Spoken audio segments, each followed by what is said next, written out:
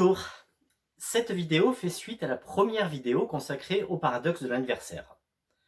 Nous verrons plus précisément en quoi consiste ce paradoxe et tenterons d'expliquer sur quoi il repose d'un point de vue mathématique.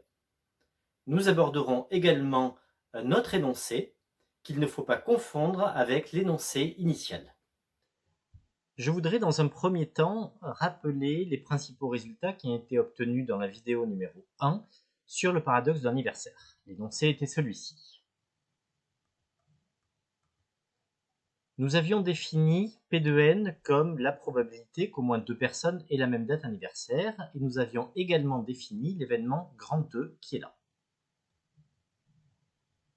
Il paraissait alors plus simple de passer par l'événement contraire E bar. Toutes les dates anniversaires sont différentes. L'objectif est de calculer la probabilité de l'événement E bar en fonction de petit n. P de E bar s'exprime comme le nombre de cas favorables à la réalisation de E bar sur le nombre de cas possibles. Dès qu'on connaîtra P de E bar en fonction de n, on aura évidemment P de E. Nous avons déjà effectué le calcul du nombre de cas possibles, 365 puissance n, ainsi que le nombre de cas favorables à la réalisation de E bar comme étant le produit 365 fois 364, etc. jusqu'à 365 moins n plus 1. Revenons à présent au calcul de la probabilité de l'événement E bar. Nous avons calculé à l'instant le numérateur. Le dénominateur avait été calculé précédemment, donc voilà le calcul de P de E bar, ou en tout cas son expression en fonction de petit n. À partir de là, nous en déduisons rapidement l'expression de la probabilité de l'événement E, que l'on avait noté P de n, en construisant la différence 1 moins P de E bar. Et donc définitivement, voilà l'expression de P de n égale 1 moins le quotient apparaissant dans le calcul de P de E bar. À partir de l'expression de P de n, on peut calculer quelques valeurs de P de n. Par exemple, P de 3, il suffit de remplacer n par 3 pour obtenir ceci. Et en simplifiant le quotient par 365, on obtient l'expression qui est là, et la calculatrice nous donne un résultat de 0,82%. Même principe, P de 5. On simplifie numérateur et dénominateur à nouveau par 365 et on trouve rapidement 2,71%. Je rappelle brièvement ce que signifie ce pourcentage. Ça signifie que si on considère un groupe de 5 personnes, alors la probabilité que au moins deux d'entre elles aient la même date anniversaire n'est pas négligeable, elle est de l'ordre de 2,7%. Pour de plus grandes valeurs de n, il paraît assez fastidieux d'effectuer les calculs avec une simple calculatrice. Utilisons pour cela le langage de programmation Python, et un simple petit programme, on va le voir, va nous permettre de calculer rapidement des valeurs de P de n pour n quelconque, tout de même inférieur à 365, on le rappelle. Voilà un programme Python permettant de calculer P de n. Un utilisateur rentre une valeur entière de petit n. Dans la boucle for, on calcule le numérateur de P de E bar. Puis, dans P, qui est ici, on effectue le calcul de la probabilité. Puis, on fait apparaître en sortie la probabilité qui a été convertie en pourcentage, comme ceci. Avec le programme précédent, on calcule très rapidement quelques valeurs de P de n. Par exemple, P de 10, 11,69%. Voilà P de 20, voilà P de 30. On constate que la suite P de n est une suite croissante qui croît très vite. Pour n égale 30, on est déjà à plus de 70%. 50, plus de 97%. Voilà P de 90, P de 100, P de 150, et on pourrait calculer ainsi tout un tas de valeurs jusqu'à n égale 365. On comprend aisément que dans un amphi contenant 90 étudiants, la probabilité est extrêmement élevée que au moins 2 étudiants aient la même date anniversaire. Cette probabilité est déjà proche de 100%. Ce phénomène de croissance très rapide de P de n porte le nom de paradoxe. Il s'agit ici de ce que l'on appelle communément le paradoxe de l'anniversaire. 100% est atteint pour 366 personnes, mais 99%, on va en reparler juste après, est atteint bien avant. Nous sommes à présent en mesure de répondre à la question que l'on s'était posée en début de vidéo. Pour cela, il suffit d'avancer à tâtons pour obtenir une probabilité de 50%. Pour n égale 22, on n'est pas encore à 50%. Pour n égale 23, on a dépassé 50%. Nous avons donc la réponse à la question. À partir de 23 personnes, il y a au moins une chance sur 2 que 2 personnes au moins aient la même date anniversaire. Qu'en est-il pour 99%? Même principe. On calcule P de 56, P de 57, 99% a été dépassé. Si l'on reprend les 2 listes qui ont été évoquées en début de vidéo, la liste des présidents, des 45 présidents américains, et la liste des 37 membres du gouvernement actuel.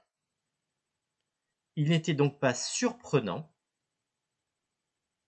qu'il y ait au moins 2 personnes dans chacun des deux groupes ayant la même date anniversaire.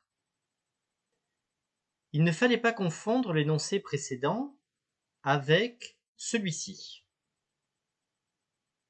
Dans cet énoncé, on fixe une date anniversaire bien précise, la vôtre par exemple, et on se pose la question suivante: combien faut-il de personnes pour avoir une probabilité élevée que l'une des personnes ait la même date anniversaire?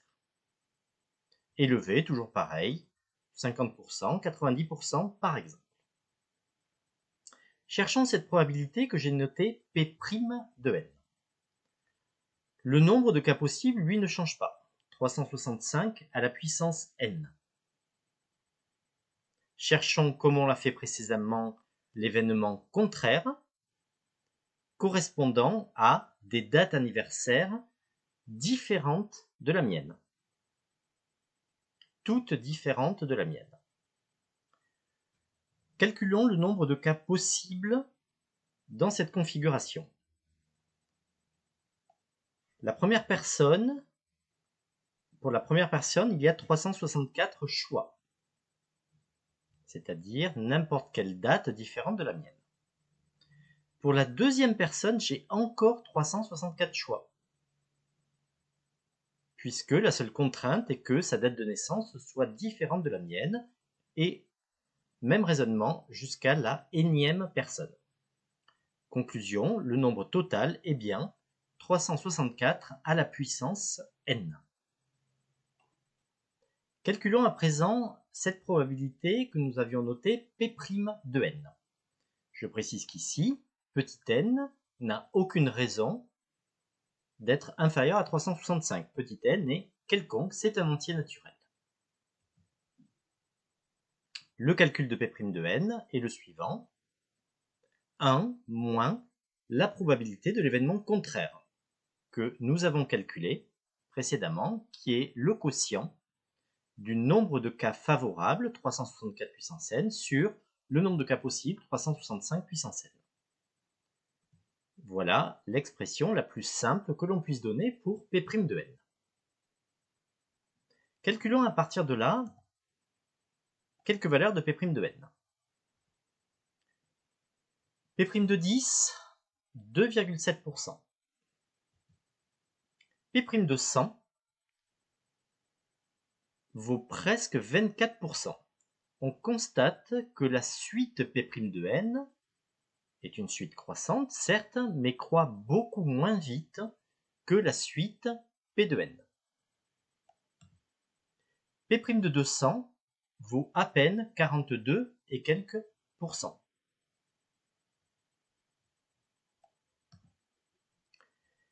Cherchons à savoir quand est-ce que P' de n va dépasser 50%. 364 sur 365 à la puissance n est une suite géométrique de raisons strictement inférieure à 1, en tout cas en valeur absolue strictement inférieure à 1. Conclusion, le quotient 364 sur 365 à la puissance n tend vers 0, lorsque n tend vers l'infini. P' de n tend donc vers 1.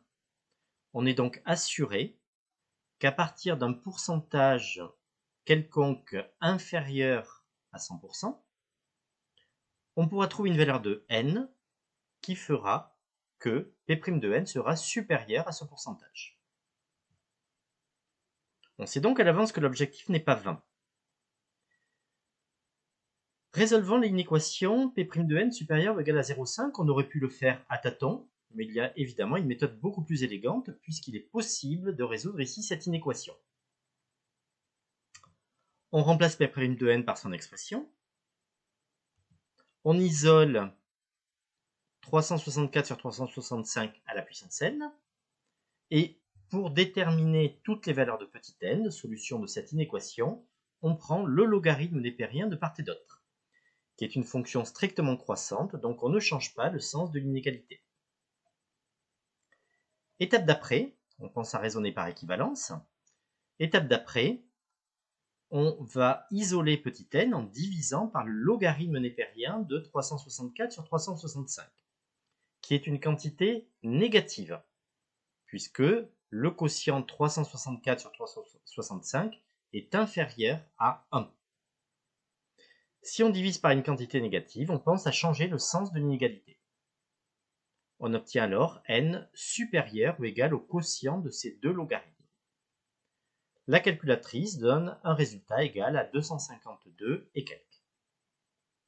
La conclusion, c'est qu'il faut au moins 253 personnes pour avoir au moins une chance sur deux, au moins 50% de chance, que l'une d'entre elles au moins ait la même date anniversaire que moi, ou évidemment que toute autre date anniversaire que je me serais fixée à l'avance. Qu'en est-il à présent pour une probabilité d'au moins 90%? Le raisonnement évidemment reste le même.